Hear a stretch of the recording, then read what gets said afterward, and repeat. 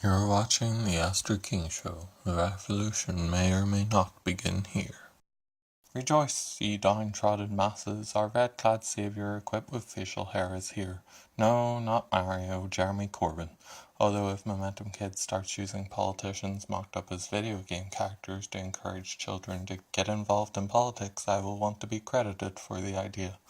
I try to get angry at Momentum Kids for trying to indoctrinate children, but it's really hard when they are just so ridiculous. I ran a fringe event for kids at the Labour conference, and the programme included things like mock protests and socialist storytelling. I don't even know what that means. Do they tell stories about workers revolting and taking back control of the products of their labour? Because there's already a book about that. It's called Animal Farm, and I'm pretty sure John McDonnell is Napoleon. But of course the Momentum Kids event wasn't the highlight of the Labour conference. No, that great honour goes to the re-election of Jeremy Corbyn as the Labour Party leader. After winning an even larger mandate than last year with 62% of the vote, Corbyn delivered a speech calling for unity and said that when it came to the MPs that opposed him, he would wipe the slate clean. I just hope the MPs realise that they are what he wants to wipe clean from Labour's slate. Now, I don't know what happened on the Sunday as I was praying to Jesus, asking him to save me from the globalists and to let my family suffer instead, but once it hit midnight on Monday I was tuned right back in. And if any doubts remain that Corbyn and his allies are now the puppets of the globalists, there aren't any more. John McDonnell practically outlined the globalist plan for turning the United Kingdom into a dictatorship in his speech. Now, apparently he said he wanted to bring back socialism and not communism, but because my brain freaks out at the mere mention of any left-wing ideology and automatically replaces the word socialism with the word communism, I can neither confirm nor deny that. But it doesn't matter whether he said socialism or communism. What matters are his policy proposals, and they are horrifying. Each policy had only one of two objectives: one, to destroy private businesses, or two, to make the people dependent on the state. McDonnell wants more government intervention in the private sector, which serves objective number one. He is considering introducing a universal basic income, which serves objective number two, and he wants to reduce trade union restrictions, which serves objective number one. These are classic tactics of the globalists. They destroy the private sector by stopping them from exploiting their workers and start making the people reliant on the state by introducing welfare programs like nationalised healthcare to stop you going into debt while fighting cancer, the bastards.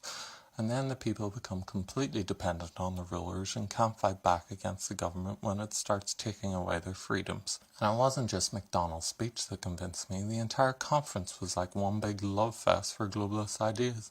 The conference even voted for there to be a second EU referendum, and Corbyn refused to commit to reducing immigration. But the scariest policy of Corbyn's and McDonnell's, though, is actually one shared by Theresa May and Philip Hammond, and that is to drastically increase the national debt. These puppets want to indebt us so much to the globalists that they can just invade Britain and excuse it to the international community as a repossession of their belongings. The globalists want to punish us for Brexit. They're pissed.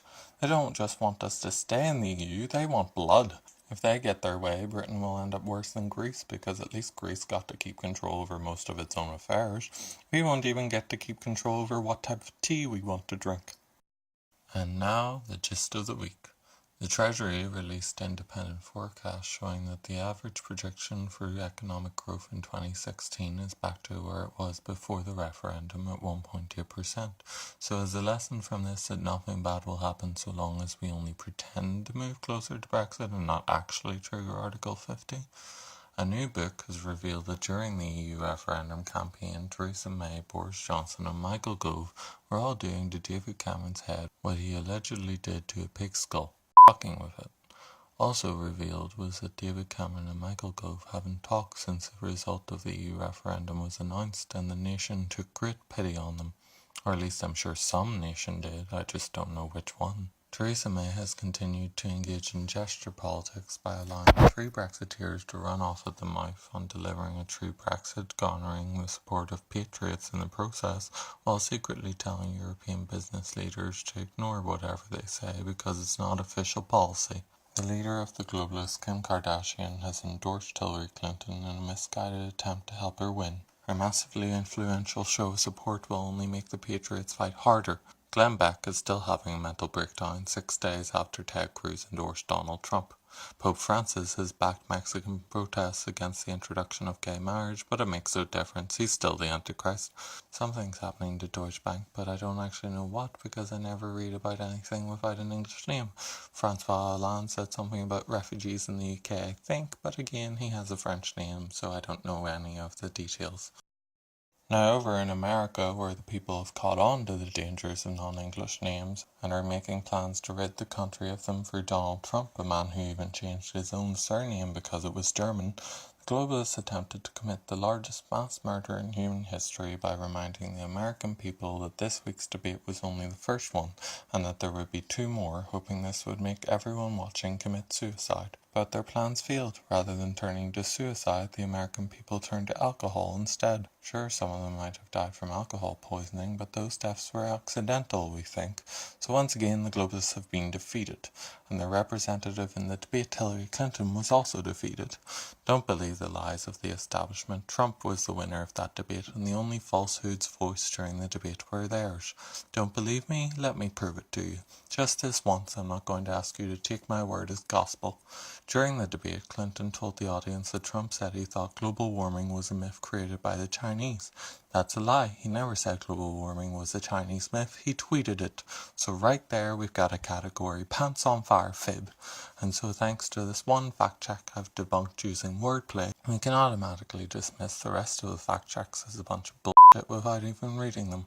And from now on I say we should only trust Trump to tell us what he has said. He would have no incentive to lie about it, and he is the only one we can actually definitively say listens to himself when he's speaking, because being able to hear his own voice is the only reason he even talks. The damning proof that Trump won the debate, though, is Snifflegate. I mean, how badly is the establishment losing that they have to push completely unsubstantiated theories about Trump's health? It just shows the public that they lack any valid arguments against their opponent, and so they have to engage in wild conspiracy theories about their well-being. And besides, it's distracting the public from Hillary's many illnesses. Well, that's about all we have for you this week. Thanks for watching, and be sure to like this video and subscribe to hear the truth each and every week.